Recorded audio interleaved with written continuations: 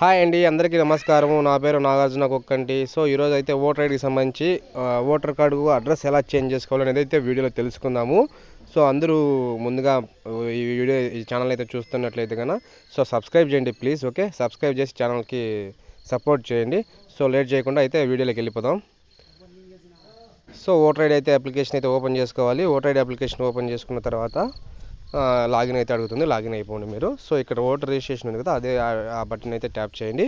So అక్కడ tap చేసిన తర్వాత ఇక్కడ కరప్షన్స్ ఆఫ్ ఎంట్రీస్ ఉంది చూస్తావా, అక్కడే మైగ్రేషన్ కరప్షన్ లైక్ ఉంది, ఇలా దాని మీద క్లిక్ చేయండి. తర్వాత లెట్ స్టార్ట్.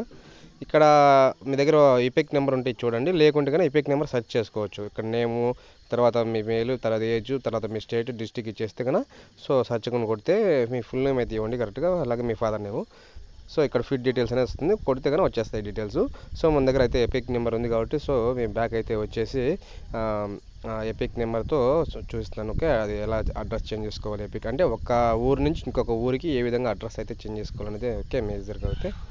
సో ఇక్కడ నా yes I have voter ID number అని చెప్పి, సో ఇక్కడైతే నేను ఓటర్ ఐడి నెంబర్ ఇచ్చేస్తాను, మన స్టేట్ అయితే ఇచ్చేస్తాను. ఫిట్ డీటెయిల్స్ అని కొడితే we have found this record అని వచ్చింది. సో ప్రొసీడ్ కొట్టాను. సో ఇక్కడైతే నా డీటెయిల్స్ అన్ని షో చేసింది. సో నేను నెక్స్ట్ అయితే కొడుతున్నాను. సో నెక్స్ట్ కొట్టిన తర్వాత ఇక్కడ మా పేరు డీటెయిల్స్ అన్నీ వస్తాయి. సో డీటెయిల్స్ వచ్చిన తర్వాత ఇక్కడ మన ఆధార్ నెంబరు, మన మొబైల్ నెంబరు, మన ఈమెయిల్ ఐడి ఇక్కడ అది అడుగుతుంది. సో అన్ని ఇచ్చేసాను, డీటెయిల్స్ ఇచ్చేసిన తర్వాత నెక్స్ట్ అయితే టైప్ చేయండి. నెక్స్ట్ అయితే టైప్ చేసిన తర్వాత సో నేనైతే బ్లర్ చేస్తున్నాను డీటెయిల్స్ అయితే మనకి బయట రాకూడదని. సో ఇక్కడైతే మేము అన్ని చేసిన తర్వాత షిఫ్టింగ్ ఆఫ్ రెసిడెన్సీ చూసారా, అది మీరు ఒకవేళ నేమ్ చేంజ్, అడ్రస్ లైక్ ఏదైనా ఉంటే అన్నీ కిందది కరప్షన్ ఆఫ్ ఆల్ ఎంట్రీస్ అని చూసా, అదైతే చూసుకోండి. లేదు మీకు ఎపిక్ నెంబర్, అది ఎపిక్ విత్ అది రీప్లేస్మెంట్ కావాలంటే ఇక్కడ 3 ఆప్షన్ చూసుకోవచ్చు. లేదంటే ఏదైనా డిజేబిలిటీకి సంబంధించి అప్డేట్ చేయాలంటే లాస్ట్ ఆప్షన్ అయితే చూసుకోవచ్చు. సో నేను రెసిడెన్సీ కాబట్టి రెసిడెన్సీ, ఇక్కడ అడ్రస్ అయితే ఇచ్చేస్తున్నాను. సో నా డోర్ నెంబరు, నా స్ట్రీట్ నెంబరు, తర్వాత నా village post office, like pin code, తహసీల్దార్ మండలం సంబంధించిన అది ప్లస్ డిస్టిక్, ఆంధ్రప్రదేశ్ స్టేట్ అయితే అన్ని ఇచ్చేస్తాను. సో మన అసెంబ్లీ కాన్స్టిట్యున్సీ కూడా ఇచ్చేసాలి ఇక్కడ. సో అన్ని ఇచ్చేసిన తర్వాత నెక్స్ట్ అయితే టైప్ చేయాలి. సో ఇక్కడ డాక్యుమెంట్స్ అనేది అడుగుతుంది. So select proof of address అని, అందరూ అయితే ఆధార్ కార్డు ఇచ్చేసేయండి. సో గ్యాస్ బిల్ ఉంటే గ్యాస్ బిల్, వాటర్ బిల్ ఉంటే వాటర్ బిల్, లైక్ ఇచ్చేసేయండి. చాలా అయితే ఉన్నాయి డాక్యుమెంట్స్, పాస్పోర్ట్ అలాంటివి.